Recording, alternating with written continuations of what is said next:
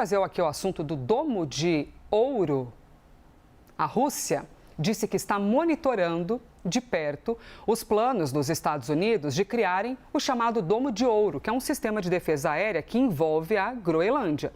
Assunto para o nosso editor de assuntos internacionais, Diego Pavão, de volta hoje ao nosso ambiente aqui da CNN Brasil. Bem-vindo, hein, Diego? Obrigado, Elisa. Descansar é bom, né? Com certeza. Maravilhoso. Então vamos aqui ao serviço. O Domo de Ouro é diferente do Domo de Ferro que a gente acompanha no Oriente Médio. Exato, o Domo de Ferro é aquele sistema que Israel usa para interceptar e derrubar mísseis que vinham do Hamas. A gente mostrou bastante, até um sistema que é abastecido, de certa forma, pelos Estados Unidos, Elisa. O Domo de Ouro já é totalmente diferente. Enquanto o Domo de Ferro usa ali uma proteção numa cidade como Tel Aviv, lá em Israel, o Domo de Ouro tem uma proteção continental, ou seja, seria para os Estados Unidos inteiro, para defender de mísseis ou projéteis que venham do exterior. Além disso, o Domo de Ferro, citando mais uma diferença, ele abate mísseis, vamos dizer assim, mais rudimentares, mais caseiros, foguetes.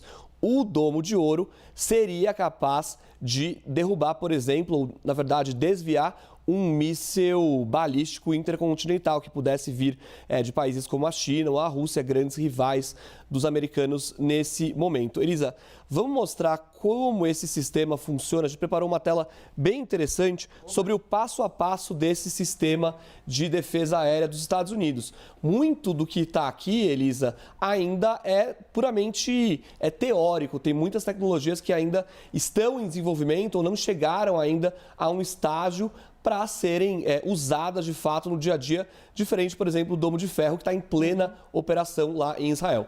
Bom, o primeiro passo é o seguinte: a detecção do míssil. Aqui é muito importante. O Domo de Ouro, a grande ideia por trás desse sistema é que tenha uma detecção e um rastreamento antecipado.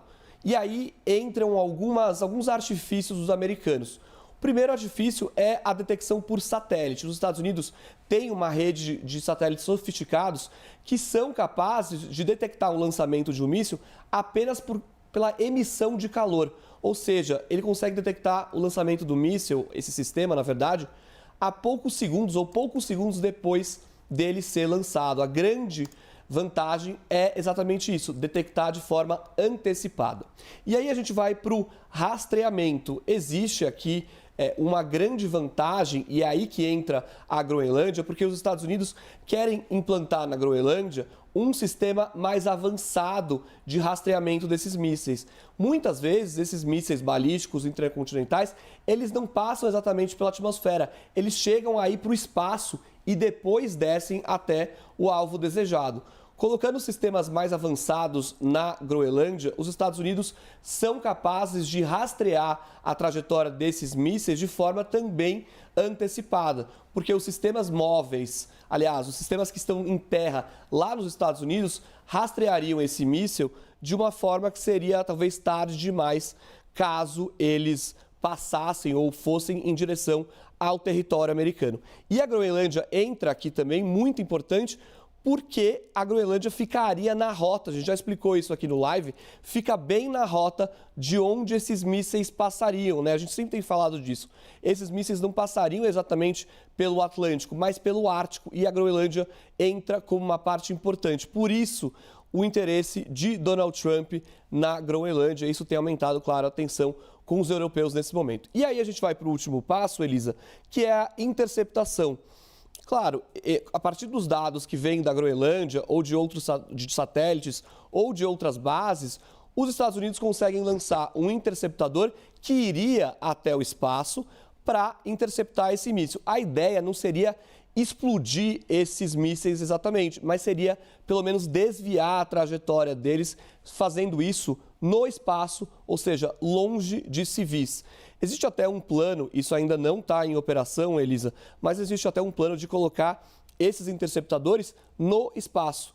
É por isso que Donald Trump também tem desenvolvido muito a Força Espacial Americana, que virou um braço das Forças Armadas Americanas e que poderia exercer esse papel de manter esses interceptadores no espaço, justamente para ter uma interceptação mais rápida, antecipada e muito mais segura.